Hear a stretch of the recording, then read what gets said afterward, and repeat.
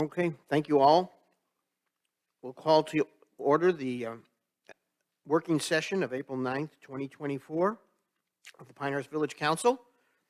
The first item on our agenda is a discussion of Page Street improvement projects, not to be confused with Page Road improvement projects. Two different pages there.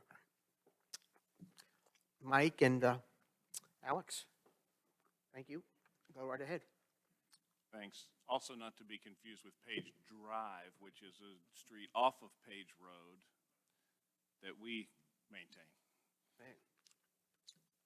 Shannon, can you pull, oh, there it is right there. Perfect. Thank you. Okay.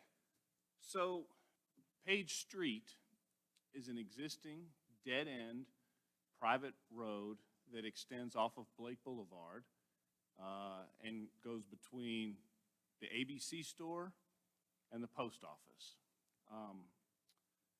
It provides access right now to, I think there are 4 businesses down at the end. There's a doctor's office if you go down on the right, and there are several businesses on the left-hand side.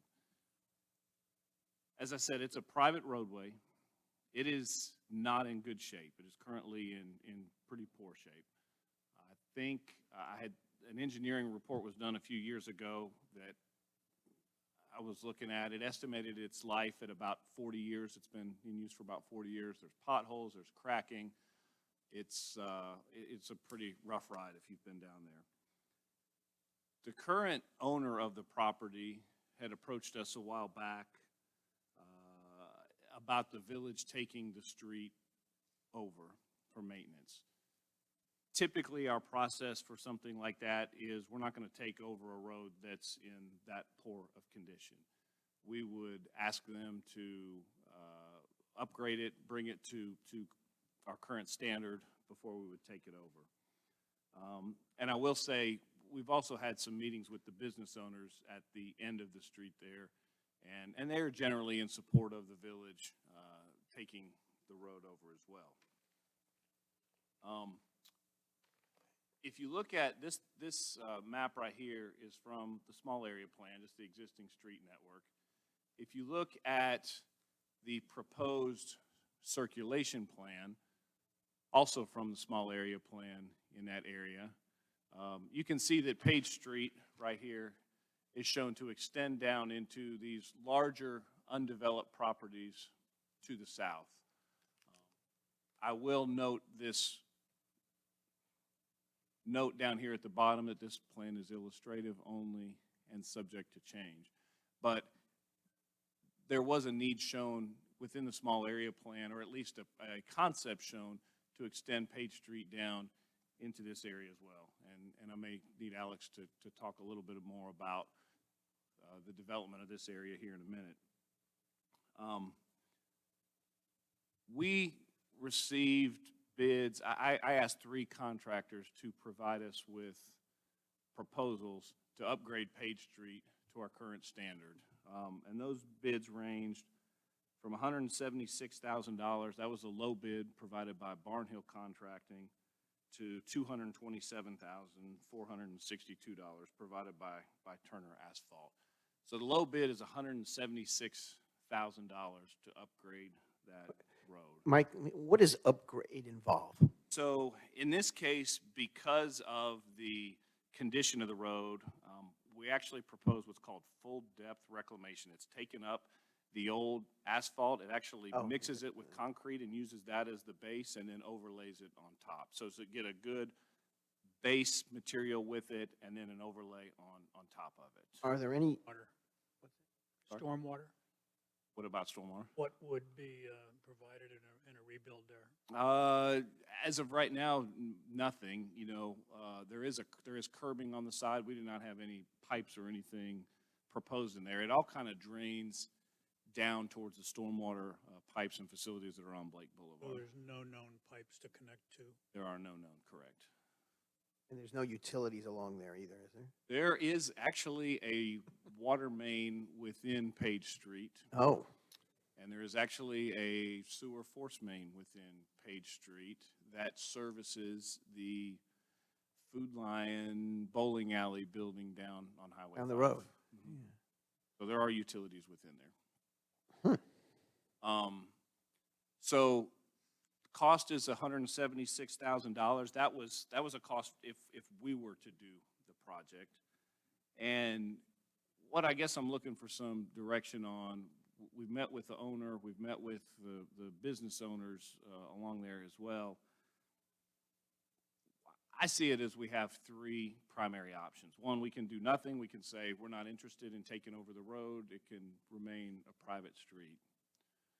Two, we can say, sure, we'll take it over if you all bring it up to the current standard, you all being the owner, business owners along there, and we don't participate in that project. Or three, we'll be involved with the project, possibly participate financially in the project, and we'll take it over after that. If we select option three, we've got we would have to come up with some sort of agreement and who pays for what and an amount, so there would be a lot of work to do. But this is a bit of a unique situation because it is a road that does provide access to this large area here. So I guess that's the consideration. Anything you want to add to that? Yeah, so obviously development interest in the Pinehurst South area is just continuing, and what has been referred to as the Mahaley tract there is the largest vacant tract in the Pinehurst South area. The potential benefit for the village if we were to help facilitate the public offering for public dedication of Page Street and ultimate acceptance, it would kind of help us control our destiny a little bit more for guiding that future development when that does happen or when a proposal does come before the village.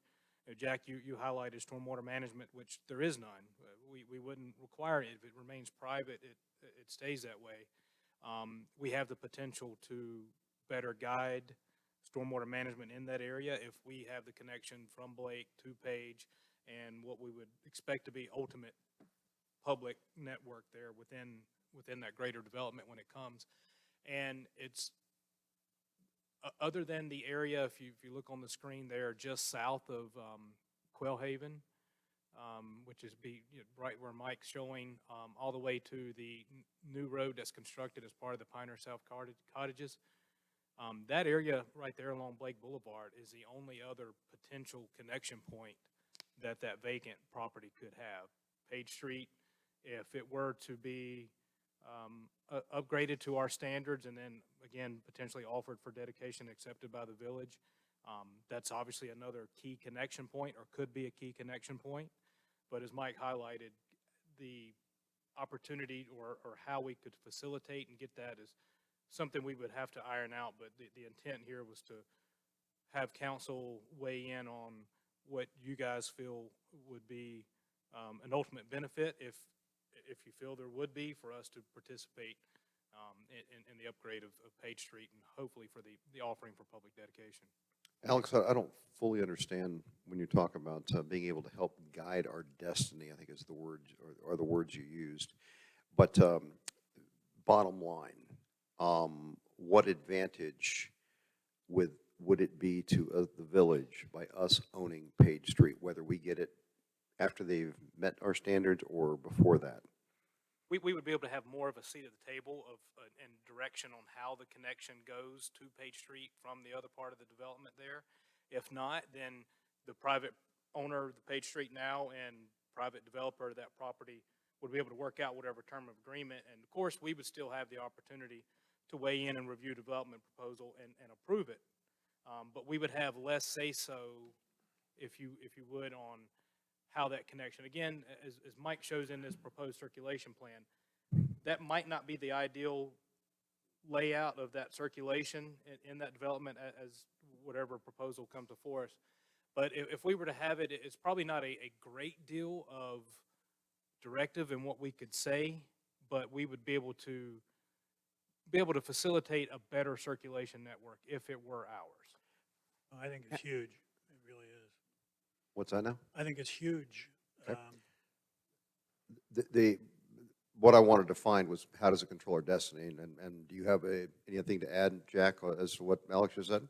If you look at when we, after the small area plan, which laid out blocks, if you will, we have in our PDO, when we developed the form-based codes and the zoning for that particular area, remember that all for future development is conditional zoning within this area.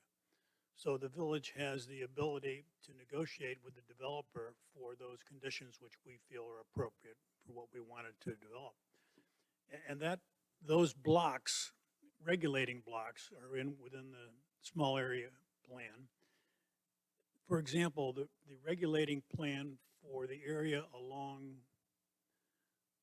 Route 5 actually allows for a hotel, as well as other commercial. That's the only area, I think, in this area that calls for a hotel, that allows for a hotel. The other areas call for commercial development. So we have a regulating plan which contemplates development, and the regulating plan shows these blocks separated by those potential roads. So if we control the access to those roads, I think we have a strong case to be able to negotiate with a developer to use that road and develop within the small area plan and within those access points that we want. I think it gives us a lot of leverage. There's a lot of questions, though, in my opinion, on this road, having looked into it a little bit, is that it's not very wide in the beginning. It's like 30 feet or something to that effect. So if we were really contemplating a 100 or a 60-foot right-of-way, we might have some difficulty obtaining a property on both sides of that entranceway. The plat for it actually shows, yes, the 30-foot right-of-way, and then it shows easements on the side of it. And so, yes, there's some legal work that would need to go into that to make sure, are we getting the easements for that? But to your point, the width of the right-of-way, just down at the beginning of it, is 30 feet wide. And the easements would have to be with the developers or the owners, which is the Postal Service on one side, Correct. and I think whoever owns actually it's Moore County, or The whoever owns commission, the correct. ABC store on the other side. Correct. I have three questions. Why isn't it a straight line? Is it something to do with the topography? Why does it have that little bump? What's missing is sort of the preferred build-out plan there, and it kind of shows a general orientation of where some of the buildings, how they could be oriented.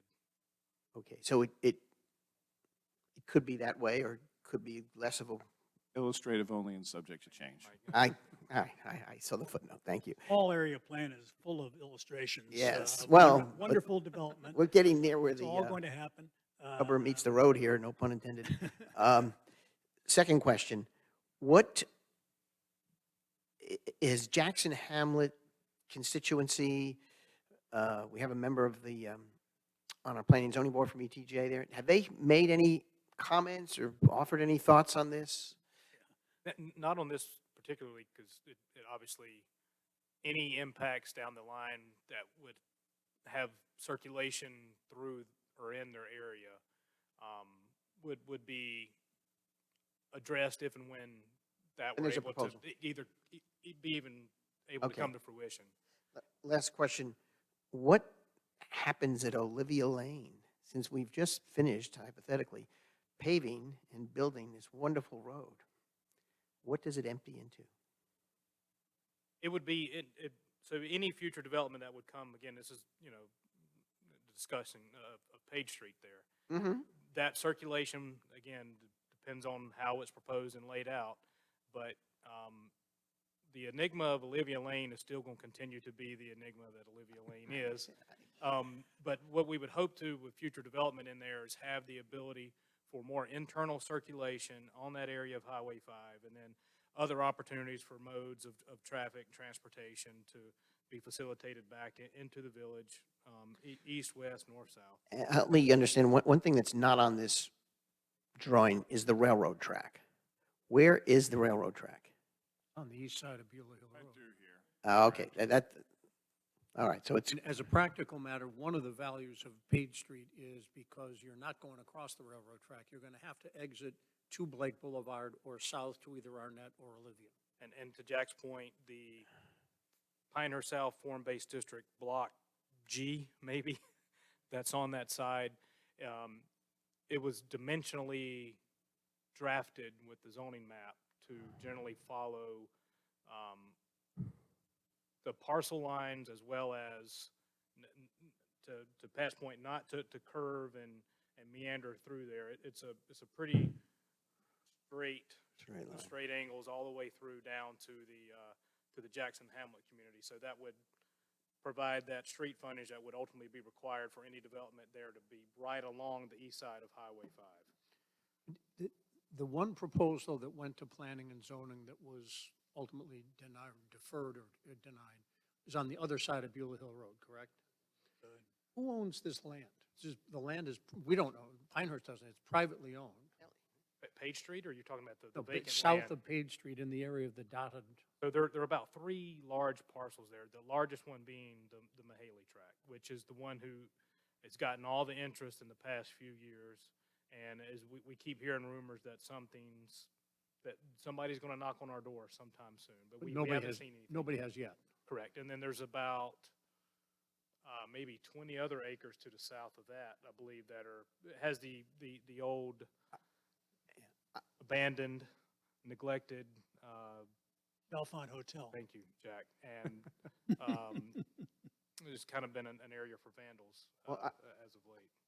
I think I'll observe that this road will probably make Mahaley and the other tracks more attractive to potential development because they don't have, you can get in and out without having to cross a track. So, And there would be another opportunity there along Blake Boulevard in the area that we tried to highlight, that track does have road frontage on Blake Boulevard. It seems like realistically, we would like to see this road improved, whether we pay the whole cost or some portion of the cost. That can only possibly work to enhance the developability of that track. Latter part is true. I think the first part of your comment is what we're here with this agenda item to try to determine. Yep. But, well, no, you're looking for guidance, but those are the two choices. Either we're going to give you direction to go out and talk about doing it all, and we pay for it and we own the road, or some type of cost sharing with the existing owner of the private road. Or they improve it and then we take over from there. That would be 100-0 in their favor. That's cost sharing. Correct. I like that cost sharing. Well, they approached us, right? One Oh, question. I'm sorry, go ahead. Create a scenario of what would happen if we didn't do it in the future. What's really at risk here?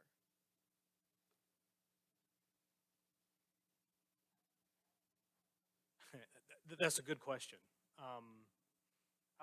We might lose the ability to have a better footing with our negotiation. I would say too, there's no guarantee that this road would be upgraded and go all the way to the property line. So you may lose that connectivity altogether.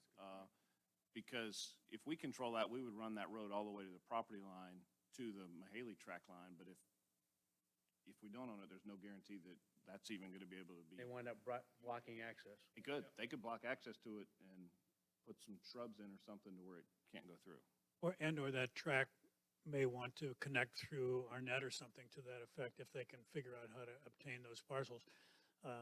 So it does give us a lot more leverage. In fact, Lake makes the Mahaley track a lot more attractive in some ways to develop the way we would like it to be developed, I think is the way I'd like to express it. Barbara, the question you asked is basically the reason I asked the other question. I asked it in the positive, you asked it in the negative. What advantages does it give to us or what advantages does not give to us? And what I'm hearing is that it gives us leverage as we go in future negotiations for that and possibility of access into that route. And I think from a developer standpoint, they would probably rather negotiate they have to negotiate zoning, final zoning of whatever they want to do with us. And then there's also, If we control the road, then that's only one rather than we'll do that with you, but meantime, we got to get access. And I would also throw in there is that one of the inherent functions of local government is to maintain roads in the local area, and it's going to be part of the development, so you can use that. But let's also go back to the real question at hand, which is us giving you guidance and specifically how. They approached us, correct? We did not approach them. Originally, yes, they approached us. Okay. And so in looking at that, I don't see this as a long-term strategic objective for the village of Pinehurst to own Page Street, private road right there. I don't see where it fits into that plan there. I certainly understand the idea that it may provide us leverage in the future. I certainly understand the idea that it'll give us access potentially into new developments that we have coming up here. But I'm not real keen on spending a bunch of our money to improve the road and then take it over. I'm more keen on saying, sure, go ahead and improve the road. We'll take it after that. Let me My push my back. only major point was that it's a step towards possibly implementing the small area plans the way we've envisioned them. And I don't think we are going to lose that ability to have influence on that by not owning the road. I certainly understand your point of leverage. I don't disagree with that. All I'm saying here is I don't want to necessarily spend our money to improve the road and then take it over. I've got no problem in taking over the road, but I want them to improve it first. Well, that would be the ideal situation. Yeah, that's where I'm coming from. Right. So I support taking it, I just don't- they fix it. I don't want to push back, but let me extend your question. Presumably, if a developer comes forward and Page Street, is extended any portion of the way down toward our net, maybe not all the way through, they're going to want us to own that portion of the road. They're not going to want, the developer isn't going to want to have another private road that they have to maintain, I don't think, or are they? Probably not. Yeah, if I was the developer and I Now, could we get away can with certainly it. negotiate at that point in time to say, oh, we gotta fill in this gap, otherwise what's the point? But Well, it's not unusual for industrial developments not to have municipal roads within the development. this isn't this is commercial, presumably. I said commercial, any type of commercial development. It's not unusual to have them be private roads. I can see them going either direction with it. I mean, it comes down to an overall plan and the dollars and cents of it. Is there any history elsewhere in the village of a transaction or like this, do you recall? Not since I've been here, at least. Jeff Batten, you may know, he's been here kind of long. Vertical. Okay. How about, Jack, how did they do it during World War II? The only things that, No, I can't conjure up a similar situation exactly either. And to Mike's point, you know, he said what the assessment said has a shelf life of 40 or so years, and that's about when that development went through, so it's, let me take a That's step point. back, because I think I may have mentally skipped over it. 176 is the cost just to repair the road. There's no sale transaction in that necessarily, but we would only undertake that assuming they would effectively give us the road for free. That's right. So we're buying the road for zero, but spending 176 to bring it up to our standards. Is one way of looking Or at it. something less than 176. Or have them spend $176,000, bring it up to standard, then we'll just take over for the future. Because adding that on to the routine plan of maintaining roads is really not going to significantly alter our maintenance program here. Oh, of course not, but if you improve the road, Mr. Private Owner, Mhm. you're not going to give it to me, you're going to then sell it to me. Well, they approached us, I understand, okay? understand. We're not going to be enhancing the village in a whole lot of ways other than having a little bit more leverage, as we talked about, in through here, and of course, providing for the role of a government, a local government in maintaining roads here. No, I understand. My point is, if we said, we're not interested, you can fix the road if you want to. Because you have long-term recurring costs for them if they maintain ownership for it, because they would fix it now, and then 10 years from now, they got to fix it again. I We'll understand. take it from there. I understand all of that. But presumably, I don't think a developer is going to develop that parcel and put it on our tax rolls and leave that piece of the road private. That's my Okay. guess, I could be wrong. Well, it comes down to negotiation, I- and we've absorbed roads before. I I personally think our position on this ought to be happy to take the road, but bring it up to standard, and then we'll just incorporate it into our system from here. And if you don't buy into that, if you want to have a negotiation, I'm happy to listen to whatever you have to say. But coming out, saying we're going to spend 170 grand to bring it up to snuff, no. I don't think we ought to commit our funds to do that. Yeah, someone mentioned something earlier, and I'm sort of skeptical that the owner of the Mahaley track, whatever there, would put shrubbery up there to cut off the access, because the property is enhanced by that access. I was suggesting the owner of Page Street, if it was still private, could theoretically Oh, do I see. that Okay. to block access to the All right, Mahaley all track if right. they I wanted hear to. you now. Okay, I get it. Well, it would also, well, So if there isn't any recollection of this kind of arrangement happening before, what would be the danger of creating a precedent by doing this?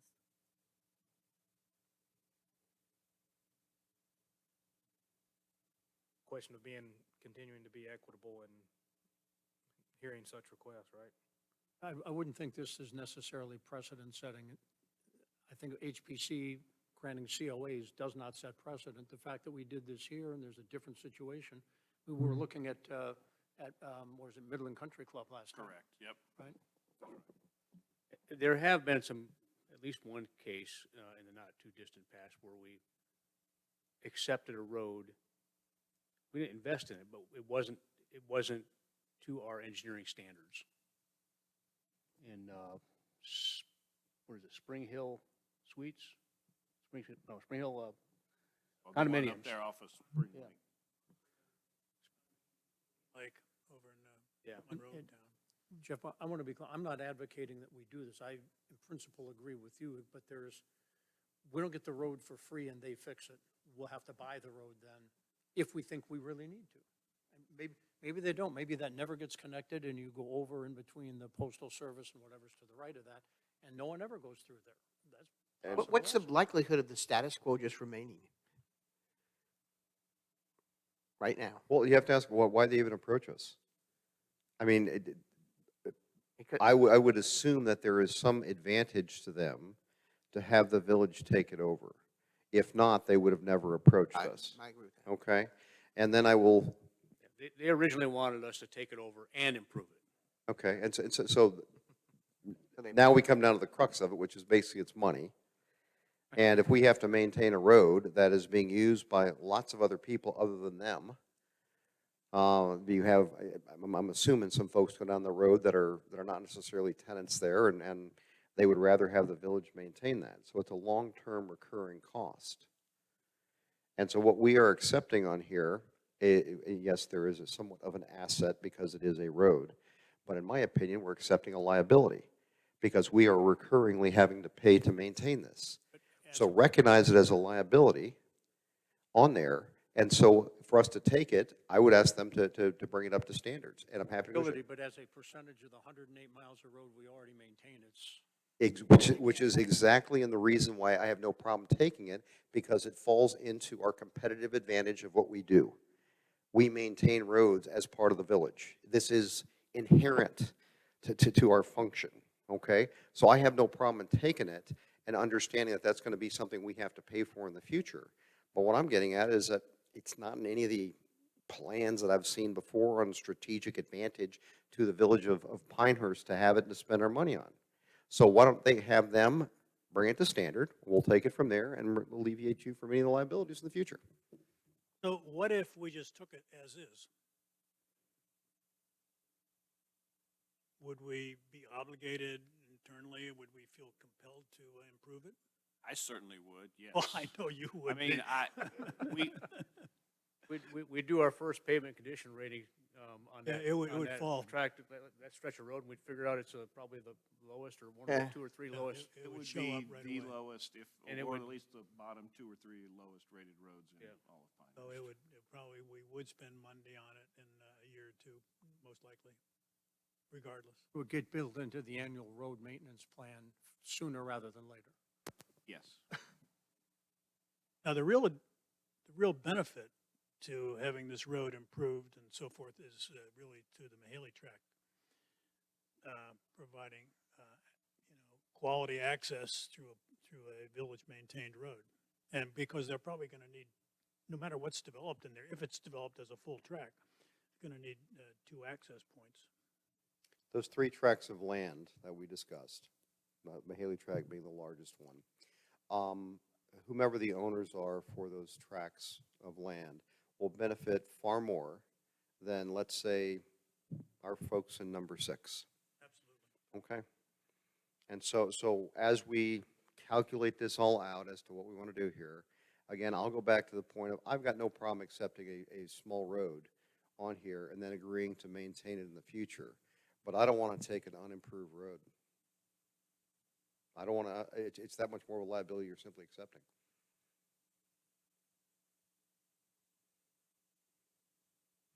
I think that's a fair position, considering the expense. I mean, if it were, $20,000 or some number like that, we probably might think about it twice, but that's a pretty significant amount of money. And there's been no discussion about cost sharing or any of that fact, right?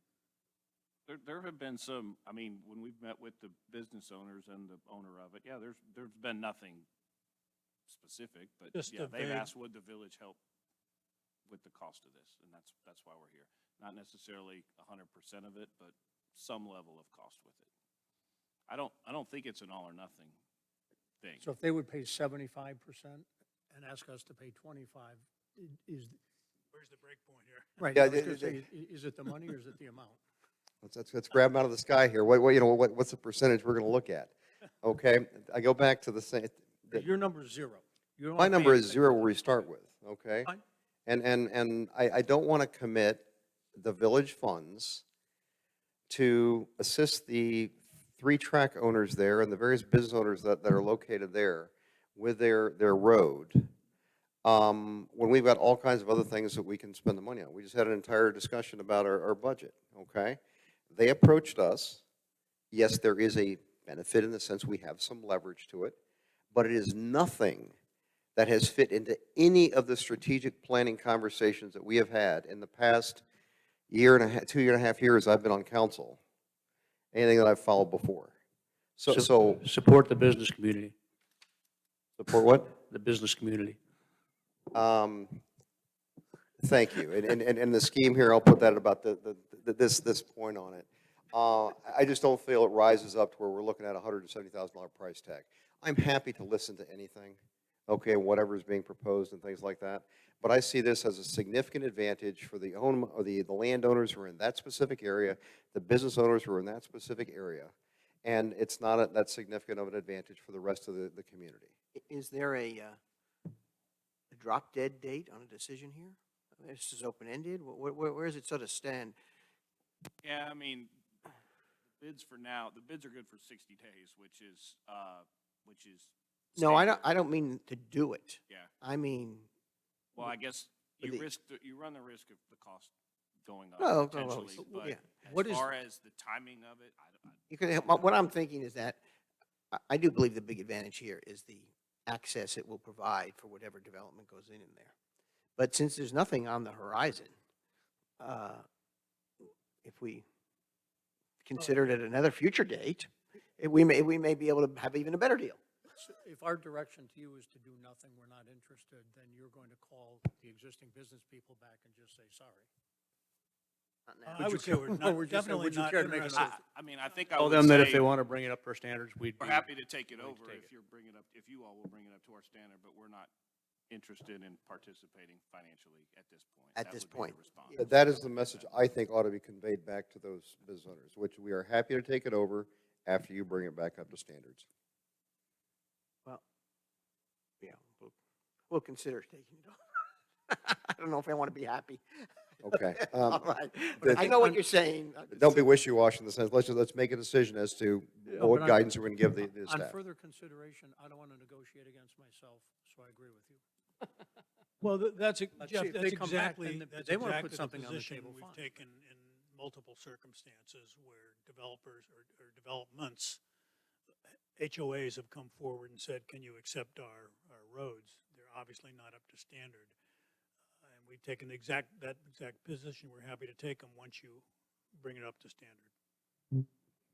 Okay. That- I think, that's- I think we have a consensus here. You got, you know what we're saying? I do. Okay, Sounds good. Thank you very much. live long and prosper. Okay.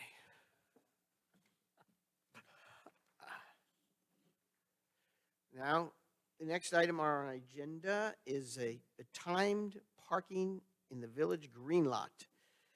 Okay, Doug, Yes. walk so us through. We had our business listening sessions a week or two ago, and one of the items that came up was this parking in the village green lot. So originally, we had left it as it would be untimed. People could come park there all day. And the reason we did that is because employees that working downtown are going to need somewhere to park. After discussion with the business community, they had a preference that we make it timed 3 hours and that we'd give permits for employees that are working so that they could park there all day. I think it makes sense if there are any leftover spaces after all the employees are parked there, then we can have some turnover and get customers downtown and patrons to all the stores and restaurants.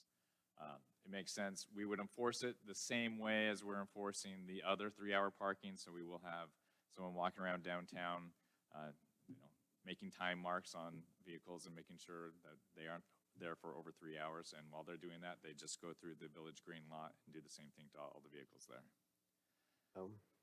What's the consequences of someone violating this? It would be the same $50 fine that. $50, okay. That's as high as we can go, right? I thought we said we can't actually mark tires, but there are other ways to do it.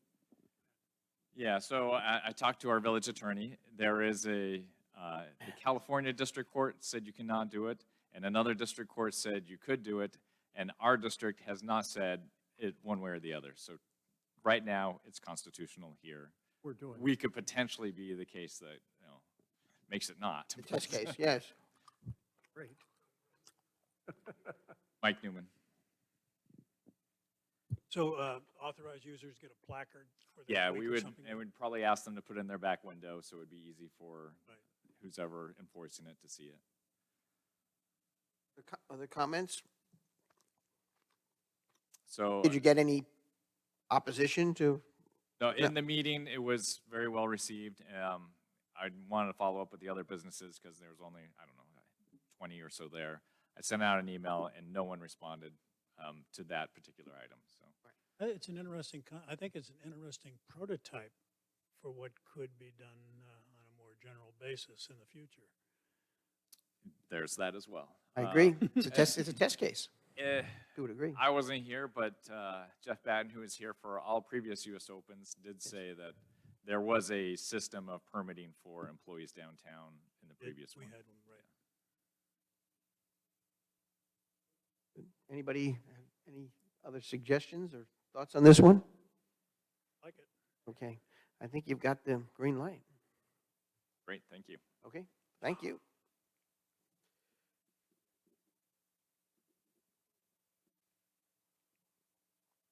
I wonder if this conversation will be as easy as that one. I was- Good luck with that. We'll just hand out tags to people.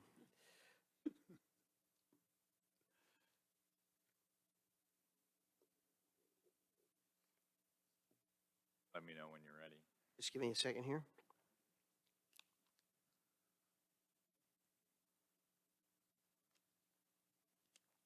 Okay. All righty. The item is discussion and review of the library size. Okay. So at our last meeting, Barb asked for us to come back with an 8,400 square foot version of what that would look like. So in reference, this is the 9,250 square foot building that we were originally looking at. They both have a similar design, so this would be the front door on Magnolia. And you come in, have the living room space, and it's a T-shaped. So you'd have circulation in the middle so staff could see all the major areas with adult stacks, children's, and youth. And then work rooms and meeting rooms on the side for programming and for staff use. So, Where would parking be? I'm trying to just yep. figure out So that. the parking would be back here behind the courtyard. So where do you drive in? You'd- From this area. That's coming Magnolia up down. top. Okay. Yeah, so Magnolia, is right here. Oh. The okay. driveway would be off of Magnolia on the side here and come down, Park in the back, okay. park back here. So realistically, most patrons will be coming from this area. There will likely be a drop-off or So on-street is the parking maybe up here. porch facing Magnolia? That's what- Yes, this porch is. That's right, yeah. Yeah, but in the back here, this courtyard and patio area would be facing the parking lot right here. What would you call the front of the building architecturally? Yes. PR3. Besides the front. No, excuse me, what's the orientation of the front of the building? Maybe revise it. So architecturally, this is the front. Okay. Yeah, yeah. When I look at the schematics and the drawings and the rendering. This would be the front from, Okay. yes, So Magnolia.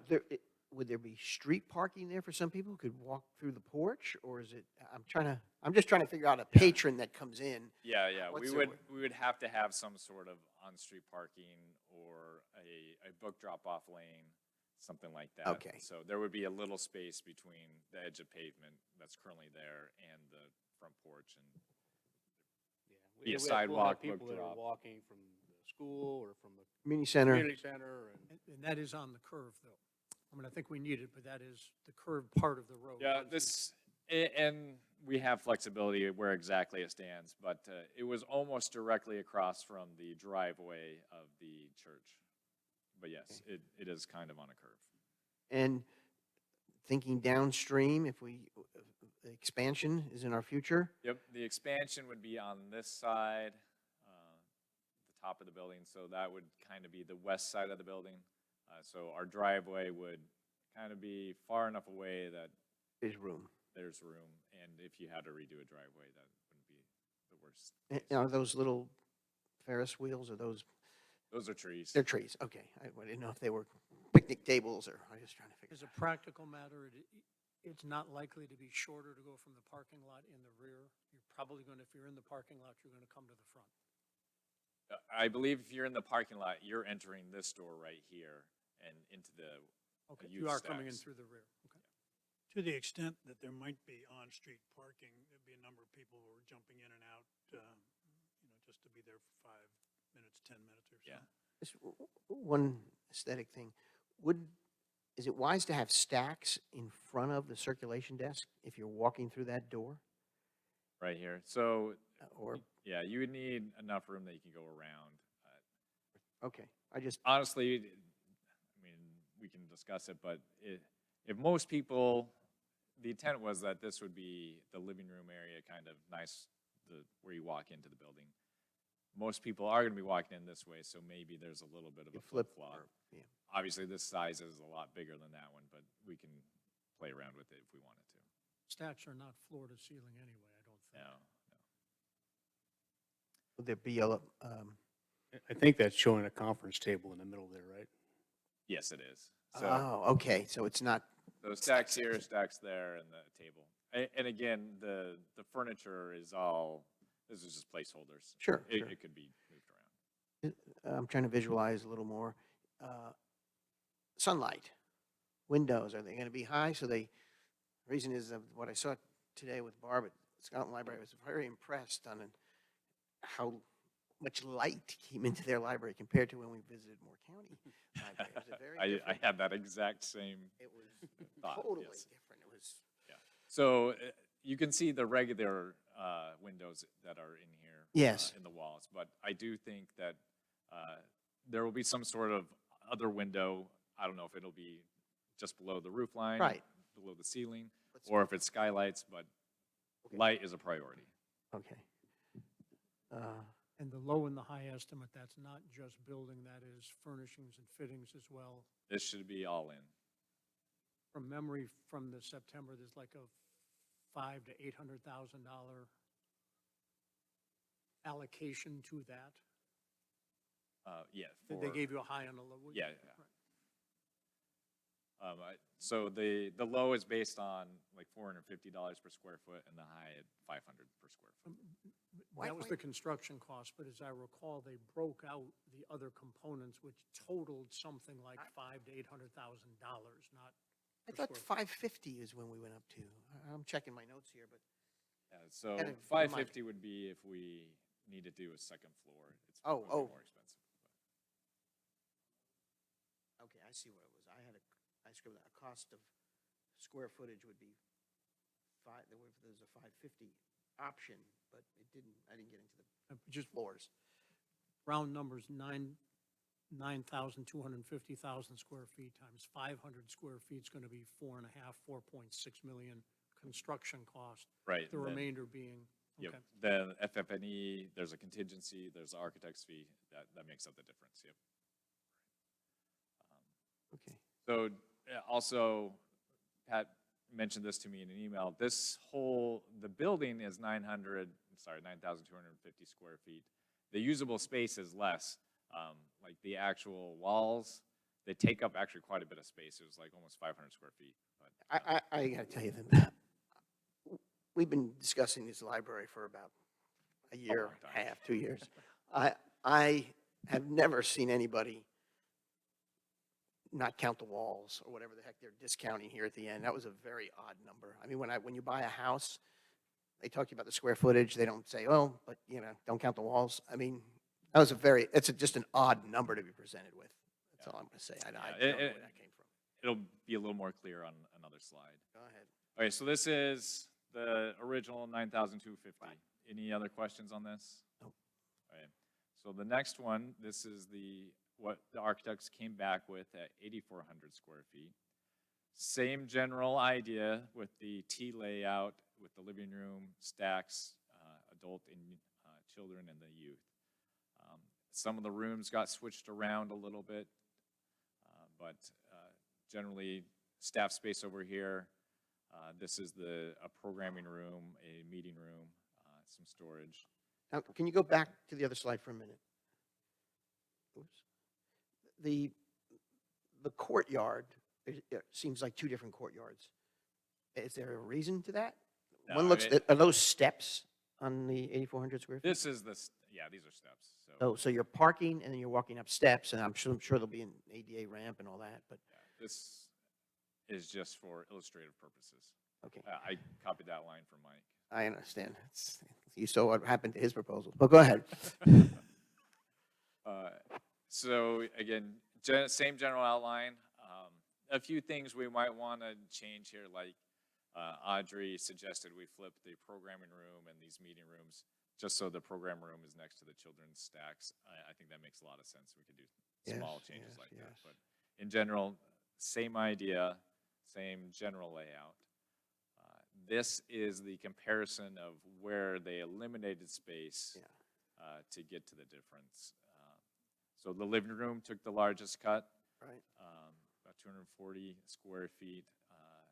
Other large ones, the workroom, and the circulation desk, and then the office space, I went through about 100. this list, which thank you for having such a specific breakout, or thank the consultants. There were 11 items where there was a double-digit decrease in the difference. There were 7 items where there was a single-digit increase, and then there were 7 items where they increased by 1 square foot to 36 square feet. So they obviously were not doing a cookie-cutter approach. They evidently went through each item, each room. Yeah. I was impressed for like. Yeah, I will have to give the architects credit. I think everyone knows that I prefer a larger library, but if we went with an 8,400 square foot version, I think they did the best 8,400 square foot version we could get with what they designed. I think they focused on what mattered, on the patron. Unfortunately, Audrey would get a smaller office, but I think she'd be okay with that. But yeah, if this was the ultimate decision, And they gave us a decent product. to go back to John Taylor's questions, the FF&E furniture, fixtures, and equipment, that's including, everything means the kitchen, the soup to Lights, nuts, chairs, soup to nuts, everything. lights, chairs. Now, is there anything, I'm sure there are some things, that we would take from the current library that we would see would fit in to where we are? I mean, there certainly could be. Aside from paintings on those Yeah, walls. Audrey was like looking at some tables Right. that she was going to purchase recently, and we were like, well, should we buy really nice ones so we can move them? I honestly don't remember what we did, but Right. we could potentially do something like Okay. Yes, that. Any questions on this slide about where the space was eliminated? Question, workroom was, one that went from 417 to 308. One of the things I observed today when we went to the Laurinburg Library was they have one conference room essentially. And I asked her how many people it held, and she said about 25. So I'm curious to know, in the workroom, what did we lose in terms of possibly numbers of people who would be? Yeah, so the workroom is actually staff workroom, so where they would receive books and sort them. So that's that. Well, you Less have- 109. You also have then a program room and a meeting room. Yes, so the meeting room, let's see, down here at the bottom, that is like with the conference table. So we're going kind of from like a 12-person conference table to an 8-person conference table. That's probably the best illustration I could think of for that room. And then go ahead. It's not far from, in terms of square footage, that's about the size of the offices that Doug and Jeff and I have. One of the things we noticed today was, I'm sure it's not revolutionary, but it surprised me, is for the stacks, the short stacks, I'll call them short stacks, they were on like coasters, so that they would move them out for if they were going to have a program or a larger meeting. And I didn't notice it until she pointed it out, really. And I was trying to figure out, how do you have meetings here? Kind of a best practice. Yeah, okay. Well, Yeah, it and- makes visual sense once you see it. And like these youth adult stacks right here, young adult stacks, that might be a good place for it because, the space will probably get a lot of use, that you can move those around, and in the children's area as well. What was the number of volumes that they were working from for shelf stack space? For the 8,400? Well, both of them, yeah. If it was, Yeah, so this was an estimated 36,000 Right. square feet, sorry. 36 books volumes. in the collection, yeah. Yeah, And I don't remember the exact, but I thought it was 11,000-ish less, so about 25,000. and we currently have 17? Okay, so. Let me see, that's what I had. Okay. And not germane for us, at least at this point, but have they spelled out at all to you what's in FF&E? Do you ever realize that, is that a plug number where they're multiplying X by 22% or something? Yeah, Or are they really, I don't want to say itemized, but No, it's not itemized at all. It's 10% of the construction cost. That's that, hold on a second. the- That's the number you put in this chart, I think, but right? the total difference is $1 million in the smaller case and $1.2 million in the large, at the low end in the larger case. Sorry. That's more than that's more like 20%. Sorry. But they've got fees in there, I think. Yeah, so, if we look at this, and sorry, I misspoke. It's 5% of construction costs. Yeah, I for the just, it was- FF&E. But it's also 5% contingency to cover the usual amount of wiggle room that's needed in these type of projects. Correct. So, Would you say $1 million difference? What did I miss? I just took $500 a foot construction cost times the 8.4 million, or times the 8,400 or the 9,250 to come up with a construction cost, which they've now broken out here. And the difference between that and the two numbers that were listed is $1 million on the low end of the smaller library and $1.2 million on the large library. That has to be FF&E and contingencies and fees and what have you. but the FF&E and the contingencies are identical handout? numbers. This, Yeah. this was included, yeah. Or what's identical, Pat? The FF&E numbers and the contingency numbers are identical amounts regardless yeah. of the size. It's 5%, right? So So this is the size, so the 8,400 is a little less, because the construction cost is a little less. Okay. It's not much. No, but on the It's the 5%. Okay. Now, I don't have any other questions on those two. I know we have some other ones to discuss. Does anybody have any other questions on the two Yeah. items So we've seen so far? on this cost comparison, to make it simple, I just picked the midpoint for the construction costs between, so 475 per square foot. And, yeah, we have construction, the site development, survey is not much. The architect's 10%, FF&E 5%, contingency 5%. This archives renovation is also the midpoint of what it would be to renovate the current building for just the archives. So all in for all that would be around 7.5 million for the larger one and 7 million for the smaller one. But then going back to the SOP, the 8.5 million, that includes the additional FTEs and maintenance and so forth? Yep, Okay. ongoing stuff, yes. In our chart today, 7.2 million for, hold on, let me see. Yeah, I just. There's a lot of numbers the flying SOP around. presentation I just went through had 7.2 million. Yeah, so that's why yeah, that's library, exclusive library was 7.2.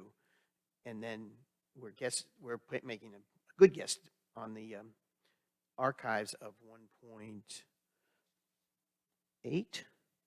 1.5. 1.5 here. Yeah, Yeah. the high end could be 1.8. So Yeah, We're 1.8. The 7.2 is kind of right in the middle of those. I It see. turns out. I see. Yeah. I was just, a lot of numbers. Well, I guess you must feel pretty confident, or the architects feel confident on the 475 number. I'm just a healthy skeptical a little, but I see where they built in the 5% on the contingency, which is fine, but it's still, it's 5%. All right. Any other questions on these so far? Backing in, the construction cost for 12,000 feet is going to be 300 and change. All right, 300 to be 3.6 million. So it's $350 a foot. Just dividing 4,409 by 12,000, whatever that number. yeah, comes so what this was calculated was around 6,000 would be renovation costs, so cheaper, and then the new expansion would be in line with the Right, a 475. blended rate between new construction and renovation, right? Okay. That's, okay, that's on the possibility of the 12,000 square foot, okay. This might be a good time to mention that we were also waiting for the Given Tufts organization to look into their fundraising efforts. So they have heard back from their consultant, and on the archive side, quite positive. On the library side, also positive, but probably not to the scale that it's going to make a difference on our construction budget. Maybe in the future, we could do a brick program or something like that to raise some additional funds to enhance maybe some aspect of the interior of the library, but I don't think it would be. Yeah, your memo said there is not donor support for the library significant enough to alter our building plans. I would stand by that. I'm sure you would, and that's, I underlined it as I was reading it. But to that same point, if we were to move forward on the library, that would give us time to potentially fundraise for the archives and make that the best project we can. John Taylor, I'm turning to you because the other two columns are, Just one Projects. question, is the two-story Village Green, the implication 2 6,000-foot stories? Yep. So it fits within the existing footprint, we don't have expansion issues? Yeah, it would be more or presumably. less about the same layout. and that's why But, the I mean, expensive. that is the most expensive option and also doesn't address any parking. Right, And it doesn't address swing space. Yes. I'm sorry? Swing space. How do you do this project and Oh, still yeah. continue to provide library and archive services? Right. And even a two-story building would have some historical problems because we're taking down a factor that it played into the National Park Service and historic preservation. And is the factor greater on the two-story than the single-story, or what's the?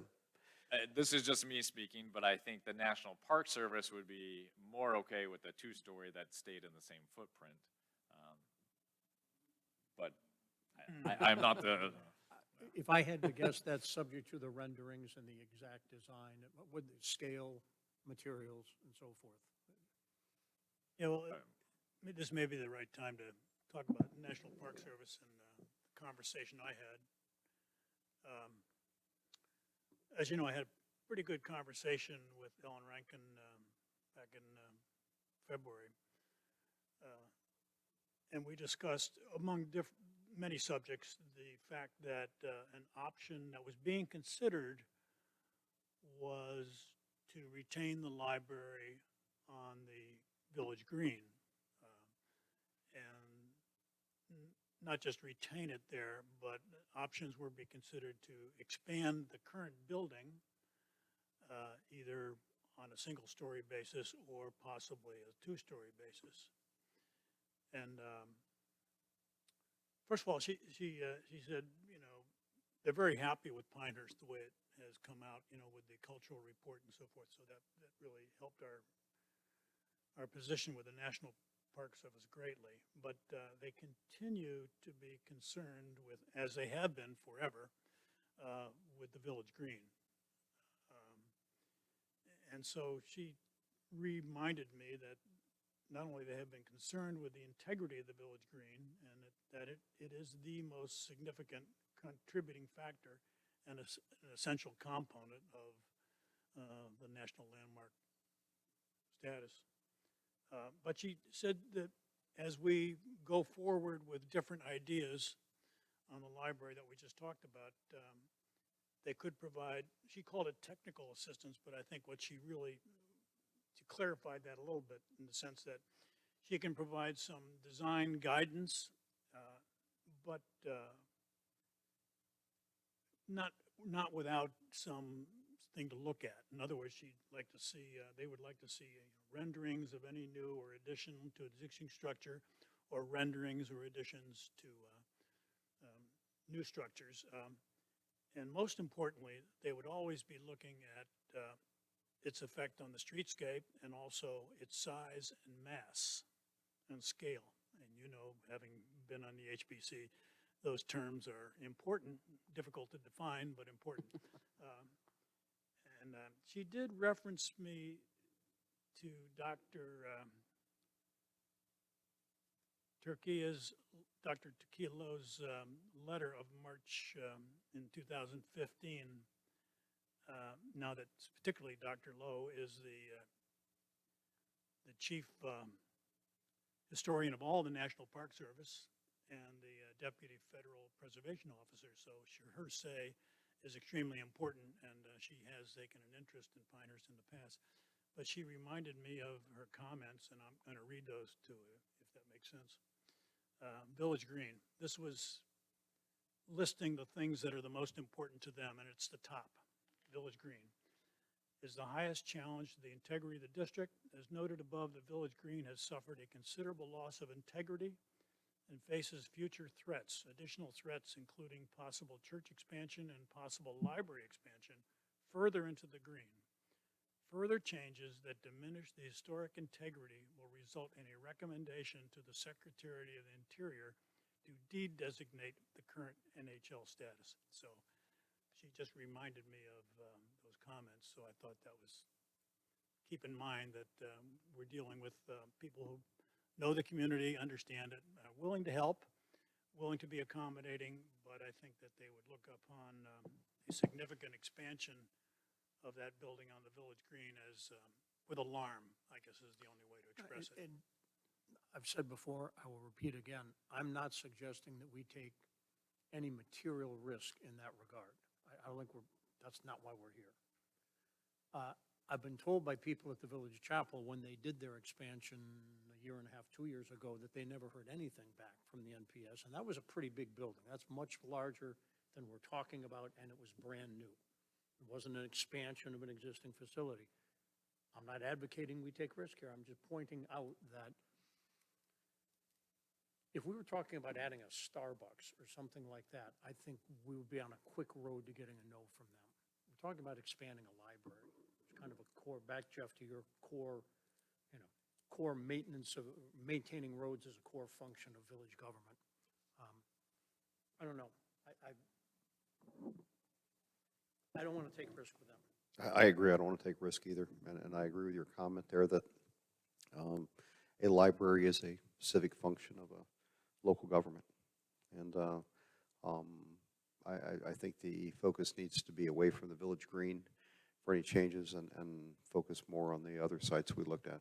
We have the parking capability, and we've addressed this before in previous conversations, and we keep on coming back to the same idea that it should not be, the major changes should not be in the village green. They should be putting the library someplace else. And I support that. The other factor is, the reality is parking. We keep talking about parking and parking and parking.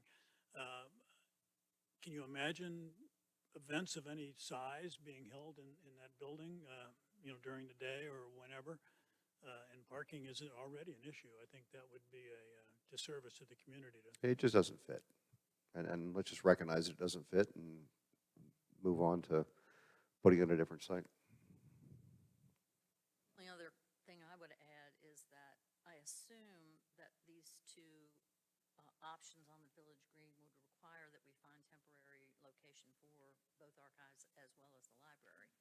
Yeah. Has to be some expense and Yeah, to accommodate. you'd be renting space for 18 months or something like that. Back and forth. Yeah. One other thing I'd like to bring up as we're getting ready to now go into another conversation about size with this is that the graph that we're getting, or the chart that we're getting, I think is somewhat of a misrepresentation because we started out with bigger sized libraries, and the 9250 square foot was a compromise because of the concern on the cost. When we looked at what the demands were from the constituents on the surveys, when we looked at the different recommendations coming in from our consultants, the library was significantly larger, and we came to this as a compromise. The way it's presented right now, it's one or the other, so to speak. Okay, and just want people to look at that as we get into the conversation about the size. Thanks. Some good points there.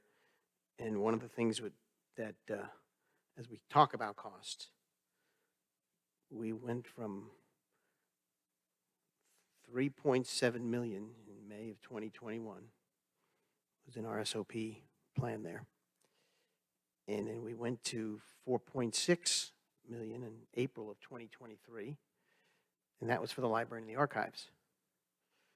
And since that time, we've moved steadily going north, which is what made the issue of the size of the building become so important, because that becomes the footprint that we need to maintain and operate into the future. So the earlier consultant and experts' recommendations, that they came up with, the sort of pre-COVID era ones, didn't factor in, I think, the residents' thinking, because if we look at our ETC survey, we know what the residents are thinking. So I think when we start discussing sharpening our pencils here at the end, we need to factor in not only the costs of today, but the ongoing recurring costs. And we need to factor in also the thinking of where our residents, the level of support, shall we say. I think there will be a reaction of sticker shock because they haven't followed this as closely as anybody sitting around this table has. And they may be very mindful more of the earlier discussions because they were repeated in several years in a row in documents. They weren't, I don't think at the time anybody was trying to pull the wool over anyone's eyes. I think that there was some miscalculations, shall we say, that anyone who was on the council at that time, myself included, sort of maybe missed the growth spurt. And I wish I had spoken up earlier on it, but nevertheless, we're here now, and we pick a site, a style. We need to nail down the size, and we need to consider where we are going as compared to where we are.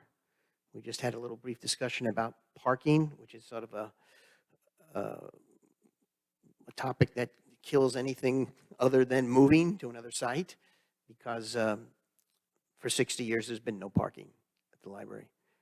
What we're proposing has several fine points in it. One is 30 to 40 parking spots, permanent parking spots. Two is an availability to expansion, another thing which we don't have right now, which is why we have to look elsewhere. Although the single story or the two-story suggestions, what makes them a challenge is the National Park Service. The National Park Service isn't too interested in Magnolia Road up by the community center. So I think we need to factor those things in, because I think the residents matter on this. And one thing I enjoyed the trip today to the Scotland Library, but I'd done some research because I got curious about this comparison that's been made about some other communities. So I want to share with you four numbers that I got from working with the North Carolina League of Municipalities. Numbers are 27, 25, 23, and 2. 27 of the number of communities between 15 and 25,000 in the state of North Carolina. 25 is the number of communities out of those 27 that have a library in their town. 23 is the number of those communities where the library is supported by the county. They have a larger amount of residents underwriting the library on an annual basis. So, and 2 is the number of municipal libraries that are supported just by a municipality. It used to be 1. It was Southern Pines. We became the second one out of that group when we purchased the library. So unlike county libraries, the costs can't be spread out among a lot more residents than we have. This cost for this library will be on our residents solely. We're not going to get help from the state. We're not going to get help from the county, the federal government. We're going to have to look internally. And so I just ask my colleagues to keep that in mind as we think about this. So that's all I have to say right there. Jeff, you were talking about size. Are you advocating that we contemplate a larger library than 9250, that we reconsider that? I am comfortable going with the 9250. My point is that presentation matters. And as you look at different options, when you only see these 2 options, you're under the impression that those are the only 2 that we've looked at. Okay, and I bring it up to you that was a compromise before. I certainly recognize the cost and how that number has not been laid down as a precise number and has grown from there. And I appreciate that. I also understand the idea of what the demands are from a community. And I've seen this over and over, having had a lifetime of working with the government, of seeing something that's finally built, and as soon as it's built, it's too small. And I'm concerned we're falling into that trap. So the difference in cost right now that we're looking at between the 9,200 and the 8,400 per that, basically you're looking at just shy of 500 grand. Okay, that's the difference we have there. We just had a conversation for 170 grand of buying a road that has nothing to do with our future plans. Okay, Right. and so keep it in perspective. Okay. 100% agree with that. I think that's the right thing to do. For what it's worth, if anyone really cares, but, for 58 years, through the efforts of the Given Tufts Foundation and the generous donations from citizens, we've had a library at no cost to the community.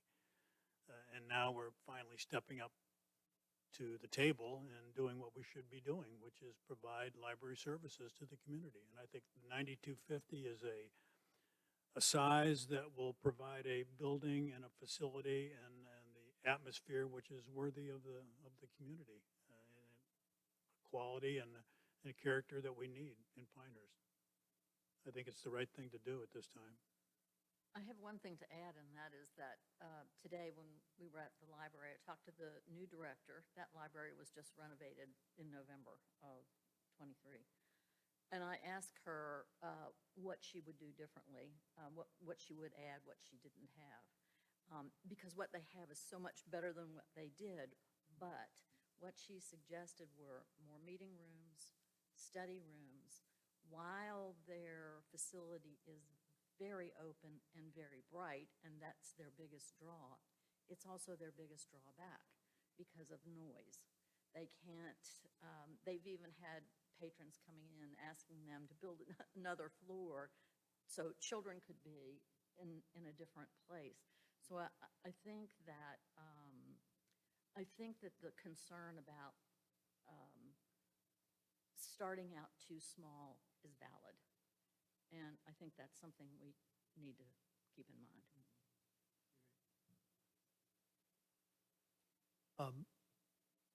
First of all, I would take the two-story option on the green. It's dead. On a cost basis, it's dead. On a risk of National Park Service entanglement, I just don't think it's worth pursuing. So that cuts one column out.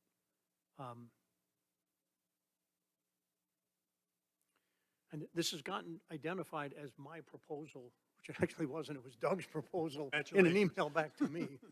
I'm not deflecting here, but How do you feel about that, Doug? My intent. but I still have the email. So I can- The Taylor proposal? Got it. No. It came in unsolicited, actually.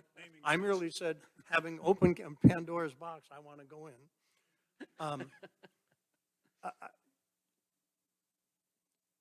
Let's address parking just for a minute. The last time parking was a capital item, I believe it was at $2 or $3 million, not 5 or 6, but that may be an updated number. I don't know. So can I address that real quick? So in the, I forget when we had it in originally, it was before I started, but the number was 3.5 million for the carriage house parking garage. Yep. That is 64 spaces. So the cost per space is quite significant. The 5 to 6 million is just an estimate based on, over the past 5 years, we've had lots of inflation, particularly in construction costs. You're talking about you don't want to spend $176,000, but you're willing to spend $2 million. It's apples and oranges. That's not a criticism. It's a numerical observation.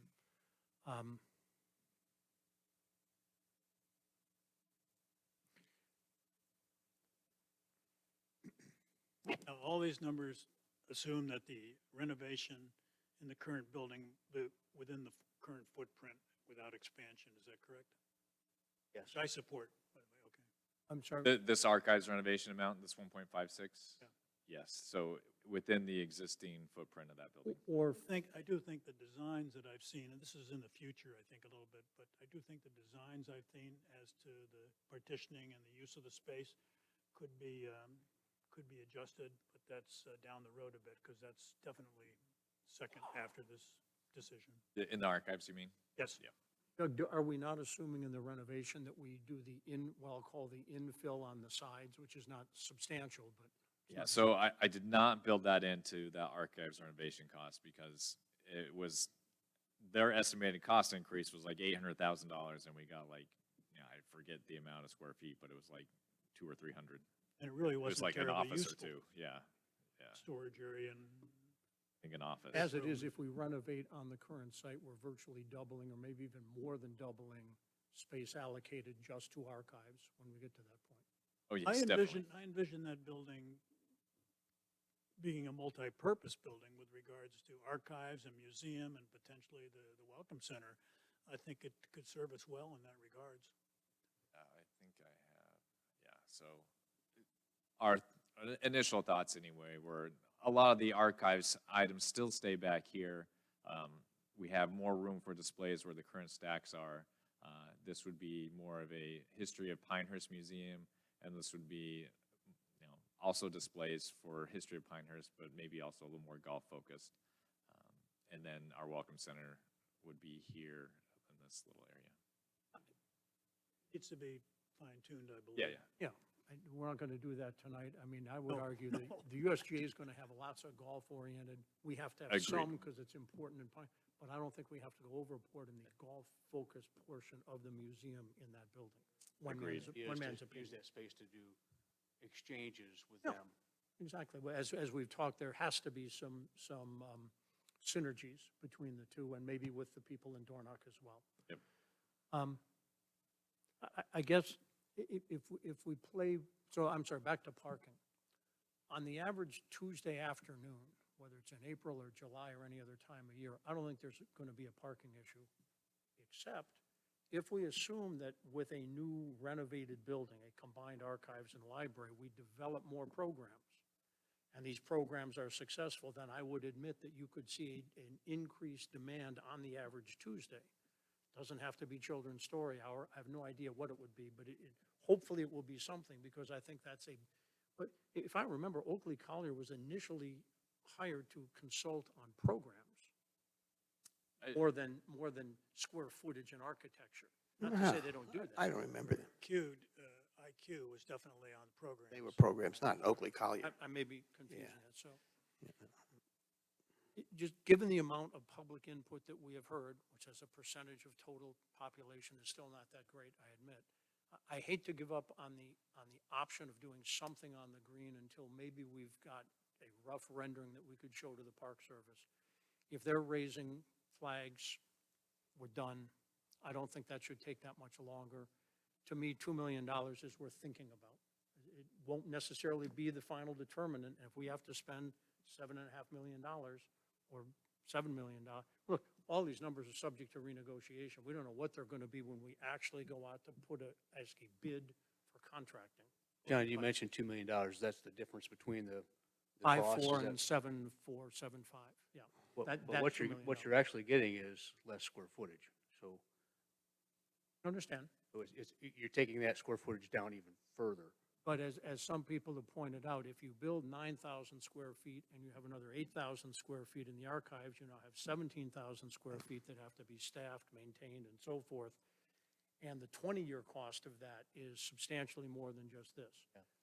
Well, I don't have to worry about that. Jeff, you certainly don't have to worry about what we're going to Sure, spend in 20 years. but I mean, It's not zero. We're at the point where the village council is seriously contemplating an 8,400 square foot option for the library. If you put those 8,400 square foot in that 12,000 square foot facility, you've left the archives with the same amount of space it's got now. And we have an obligation to expand both. I think we've discussed the location and whether it makes sense on the Village Green ad nauseum, to be honest with you. No disrespect, but I really think we should make a decision tonight. My vote would be the 9,250 square foot design, because I think it serves the needs of the community. It's a size that smaller than many desire, and maybe in a location others don't like, but I think in total, it serves the community the right way, and it's the right way to go forward. I agree on all fronts, especially, we're here to make a decision. Yeah, we have to, Okay. we can't keep beating this down the road here. Well, let's make a decision and move forward with it. The only I point I want, support 9,250 also in what's being presented here. Is that 9,250 or is it 8,788? well, so this is the gross square foot, this is the net square feet available for actual use. Yeah, the- 8788. The gross square feet, it's the building square feet, 9,250. We'll right, go with I understand 90. that. Yes. I would, if we're voting, I would vote for the 9250 square foot design as submitted, and I say we ought to go forward and get the appropriate documents created and be ready for construction bidding. What would be the cost ceiling we would put on this? I think we will find the cost when we go out to bid. If that requires a major revision in our thinking, I'd be surprised, but Okay, well, we go that direction. I'm fine with that. I second what Jack is saying here. So then, should we not have a not to exceed amount, since that's what we've been presented with here? We should have a cost of the 9,250 square feet of a not to exceed amount of $5.9 million. Because this is what gets us to these problems we have. We don't attach it to a dollar value. We can't get to the real dollar number until we have the design Sure we can. drawings. Well, if we, Ready to go we're- Hypothetically, if we merely vote on a size and the cost comes back at a number that we don't expect for whatever reason, we're going to change our mind. We're not obligated to that. So Versus if we put a number on it and we come back with a number that we don't like, we're in no different position. So what we usually do is you bid it out. If you're not happy, if the bids exceed your expected budget, one option is that you value engineer something in or out, out to make it fit within your budget. Right. So It could be on square footage size, it could be in the way the interior appointments are done, or maybe there's an unfinished space inside initially or something. or the patio could be, a concrete slab for now, and that could be added onto later. Well, I went earlier over how this, from a budgetary standpoint, we lost control of it as a village government, and I accept some responsibility there. And I think the reason we did is we never provided the architect with a dollar value of an estimate. We took the library IQ desired list and said, go forth and multiply, basically. And they came back with 17,000 square feet, 13,000 square feet, whatever it is, and we got down to the neighborhood we're in now. But I think it's very important, if we're going to go out with the 9250 or the 8788, however you want to look at it, that we have a not to exceed amount of a dollar value that we expect this project to come into. I think that's a minimum we owe the residents. Otherwise, we're back at the same old fruit stand. We don't, what's this going to cost? Well, we think it's going to cost 5.9. Well, and that's before we get into the archives renovation. So if it comes in at, instead of 5.9, it comes in at 6.5. I mean, I'd have to give some thought to that. There is opportunity for council to review that, obviously. I'm sure there is. All I'm saying is I'd like to build in a not to exceed, a ceiling, so that these people who bid on this understand where we're at.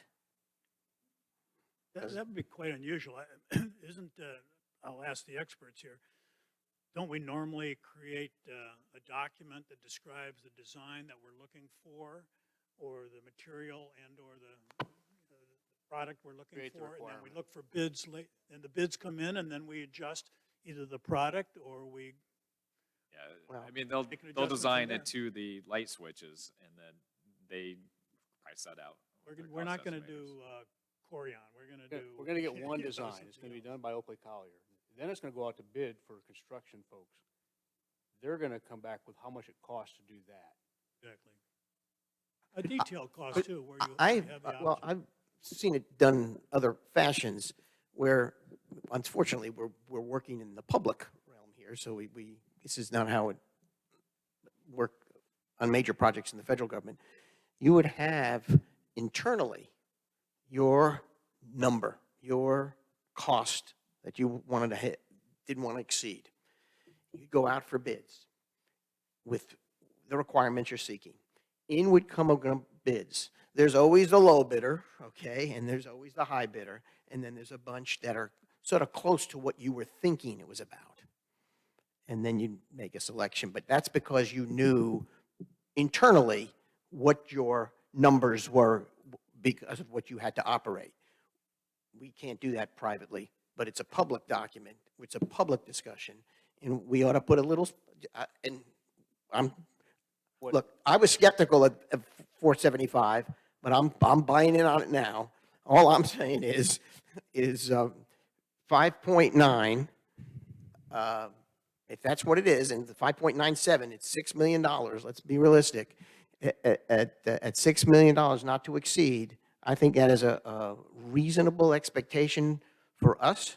It's a reasonable expectation for our residents who are skeptical regarding their enthusiasm and so forth.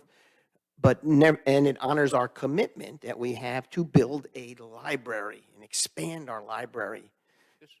This is one of those things that cuts both ways, unfortunately, because we are a local government, and things like what we allocate for a building project like this are public information. And so when you put out a not to exceed and you maybe take the next step and publicize that and be forceful about it, not only are You've heard us.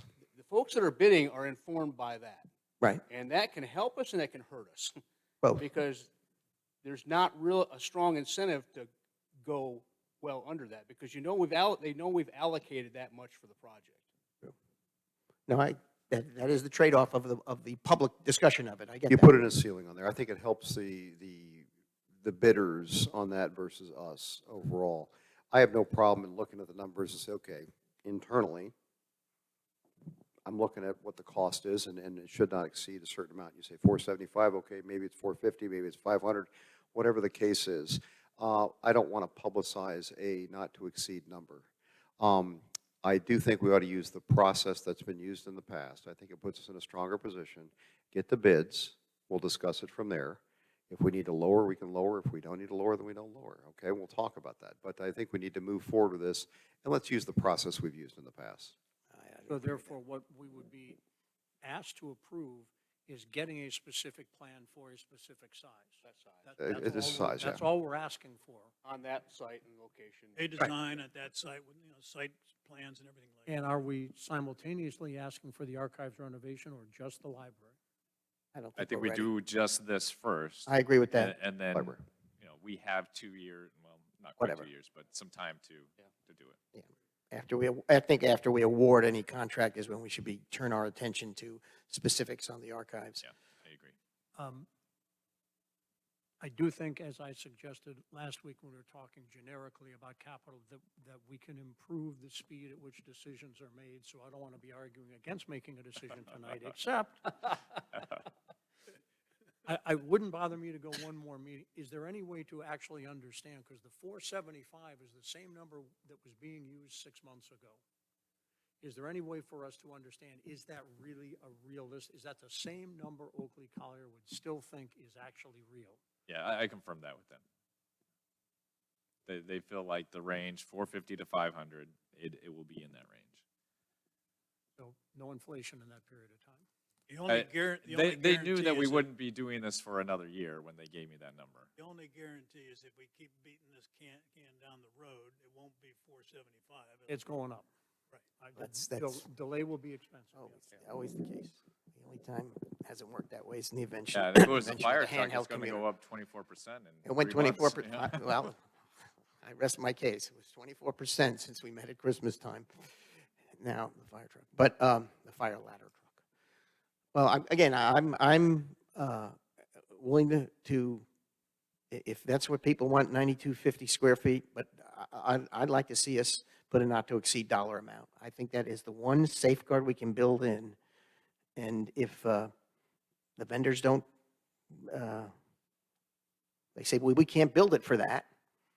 Well, then we've learned everything we need to know about how we guess what we're going to go forward with. But Pat, I actually think, given that what we're asking for is a proposal, we probably shouldn't do that. When we go to contract, that's a different story. When we actually have someone who put their number on a line and said, we can do it for X, now we can judge what a not to exceed is. But I do think in the sense of negotiation, if you publicize that number now, someone who would have said 5,000,006 all of a sudden says 5,000,000. I mean, I recall having conversations with Oakley Collier about this whole thing we're talking about right now, when they did the community center. And the concern was, I mean, we don't do this all the time, but they do, right? So they're in the market, they understand what construction costs are, but there was a lot of concern amongst, staff and council at that time about, can you bring this thing in on time, under budget? And they said, yeah, we understand the market, we know what on a per square foot basis this thing is going to cost. So as we move forward in this design process with them, you will have the opportunity to ensure you have a design that meets your price range considerations. And I think that they'll tell you the same thing. I think they'll tell you, yeah, it's going to fall in this range. And when we opened the bids for the community center, I think 2 of them were under our limit and 1 was over, and so we got it under the budget. So my experience when I worked other places, when you put it out to bid, you put a project budget into it, and you realize that no one's going to follow it. But I always dropped it a little bit because, like, oh, maybe they'll think that's actually what I have. But so I think if you really wanted to, we could put a project budget in it. I don't think that changes the contractors that are bidding on it. They're going to bid at what they think they're going to cost, Right. plus making whatever money they need. So if we say it's $6 million, they're going to still budget, still put a bid in for 6.2 or 5.8. I don't think it matters I agree what with number that. we have. I in agree the with that. agreement. I'm willing to round it up to 6 million as well as we can make it not to exceed. I mean, I think again, I believe based on our history with this project and knowing the input we've had from some residents, we need some backstop to it. Now, if everybody comes in with bids and it's a lot higher, well, we have several options. We can certainly say, well, look, the landscape has been exhausted. We're going to take one of these bids, or we can ask them to come back, sharpen their pencil, or we can make some of our own adjustments as we look at these categories that they come in with more detail along the lines of this. I would prefer not to have to negotiate room by room with for the eventual library. I'm looking more for a turnkey where they come in at a dollar value and a square footage and they go with it. That's my only point here. I'm going to still agree with John and Jack on this. The only person I'm hearing that wants to put a not to exceed number is you, Pat. Okay. And I hear what you're saying. I think it ultimately, I like the idea of making sure that we're, being cognizant of the cost and aware of that. But I think by putting a not to exceed, you're giving more advantage to other people who are bidding on it versus us. And so I think we need to move on from that. I think personally, it's not a private discussion anymore. Everybody knows what this number is. They can go onto the website and pull down the cost comparisons. So the idea that it's a mystery doesn't exist. This is public information. In order to move it ahead, though, John, do you still have something that you want to discuss on the single story? Yeah, John, Let me put it Two this sto- way. I think John's if I fine. were to make a motion, I either wouldn't find a second or it would lose. So no, Okay. I'm sad about that. That's a separate issue. I have an apology, which is I actually took all the numbers that Audrey provided us some months ago, and I had to summarize very nice. There are 8 different metrics that you could actually track over a period of years. There's some newer ones where they didn't have comparisons, and admittedly, some of them were done on a calendar year basis, pre-acquisition, and they're now done on a fiscal year basis, so they're not entirely apples and oranges. But of the 8, there were 4 that went up, mostly by a lot, and 4 that went down, mostly by a lot. Anything related to visits is down, and I will send these out tonight. I meant to bring it tonight, and I forgot. The things that went up, ebook circulation, hardly surprising there, Yes, and things related to programs, both adult and children. Not so much meeting, but number of attendees, those are up. And whether to me, that argues maybe 8,400 and we save $500,000, is that the end of the world? No, it's not the end of the world compared to the resources we have or the annual budget or what have you. But I will send those numbers out to you for all of you to see. I thought it was interesting. I mean, physical books being checked out down from It's- memory, 28 or 30%. Yeah, absolutely. Maybe that's because we don't have the right books. Maybe if No, we had different not- books, that would be going, I don't know. It's not, it's Email 20, it's circulation. 2024. It has nothing to do with the right books we have. People come in and get the audio books, okay? So because that's the era we're in. But with respect to size, some portion of that size is the allocation to stacks to hold physical books. And that's why of these two, I would be biased more toward the smaller one, particularly if we're going to put it in a different place where we can expand it later if we have to. But I that's think, just- I would disagree with that. I think the mix of services and the mix of use is going to change from books Entirely possible. to meetings, to social events, to clubs being able to use it, to teens and kids, because the demographics is changing in here too. So I think we have to keep that in mind. I think the 9250 is a respectable start. I think that's the way to go. I don't I think think we that, ought to take a vote, and get this. I'm thing about to going. make a proposal. So I do think that, I just don't see the teens 10 years from now racing to the young adult section to have fun. Okay, that is not 25 years ago, maybe. But since the invention of that device we carry around, they don't need to meet in a library. Okay, they can meet anywhere. But at any rate, put that aside. That's an opinion. I've been supportive of building a library. What I'd like to make is a motion, okay? And a motion for the 9250 square feet, also known as 8,788 usable square feet, according to our architect. I've got a new number here, 8788. I've never seen one like that in my life before, but now I'm going to run with it. That we move forward, but I want to include in there a not-to-exceed limit of $6 million on the library itself. I'd like to revise that motion to exclude the not to exceed number. I second Jack's revision. You got a motion and a I wanna be second on the floor. I don't want to be excessively parliamentary. We had a proposal to amend that was not agreed That's to right. the person who proposed. Okay. He can accept or reject that. Yeah, I'll entertain, well, I will reject that, but I will entertain a Okay. second. Then I have a motion to support the 9250 square foot without a not to exceed number. Second. Now you have a motion and a second on the floor. Was there a second to the original motion or not? No. I did not Okay, hear a thank second. you. So the proposal is to have no ceiling on the cost of this library. If Just want to be sure what that is.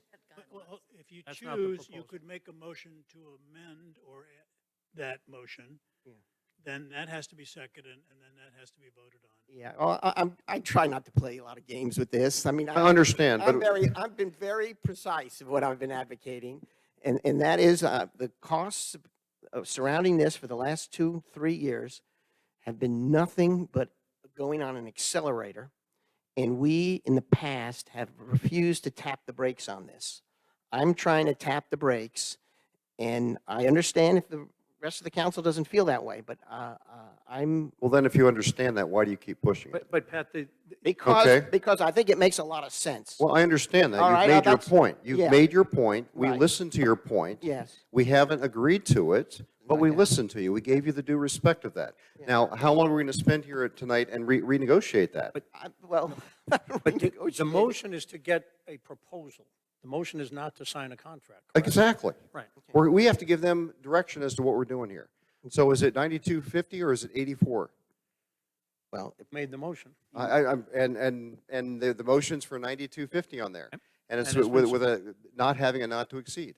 oh, but that without having a not to exceed. That's correct. That's what's on the floor right now. Okay. So We have you've a got motion 2 and a people on second. there and you got 3 people who haven't voted yet. Now, anybody care to debate this topic?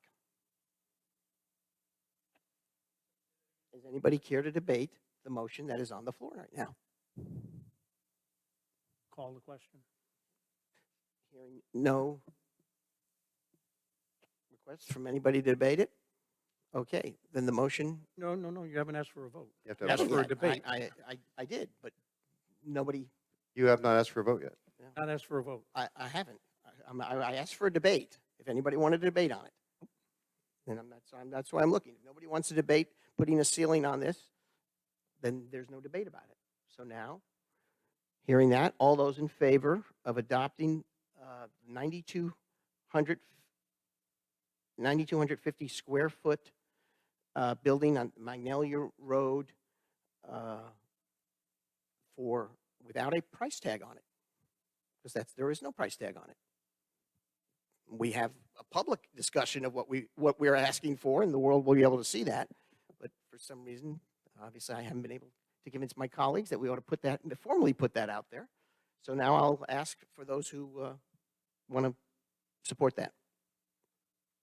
Aye. I support the motion as initially stated. Whatever that was. Okay. I see two. For the Motion? motion as initially. Okay. I'm opposed. Okay. So the motion passes on a vote of 3-2. It didn't go up to 6 million. It went to 5.976. My suggestion of raising it to 6 was rejected. 5.976750. And we will look forward to the bids received, and we'll see how No, that's no, going. no. We have not asked for bids. We've Right, asked right. for a So formal the next proposal. step is I will update the contract with the architect and bring it back to you for approval, which will, to fully design that as well as them to manage the construction project. They'll create all the drawings necessary for actual bid. Yep. Right. Okay. What is it? Any idea about a timeline there? It'll be quick, so I don't know if we can get it for the next one, but No, at no, least I don't the one understand. after that. Yeah, okay. It'll I be just- very fast. It's within a month or so. Okay. Don't think All so? righty. That's done. Let the bidding begin shortly after we get the proposal. Next item is other business. Do we have any other business? I don't know, I don't have any idea. I opened it up for other business. I will merely make a statement unrelated to anything we just talked about that I'm working on, and as a follow-up to the last meeting, with respect to one particular capital proposal, a way that we might better design how we go forward on it. And to be continued, hopefully at the next meeting, but maybe not. We'll see. Forward to it. Which Yes. project? Emergency Rescue / Fire Station 93. You're working with who? I'm working just to define steps that we might take. Oh, I don't know whether I'll actually ask for any input from Can- staff. I very well might. Can we just follow the Birdie process? Pardon me? Can we just follow the Birdie process? We have a process for this.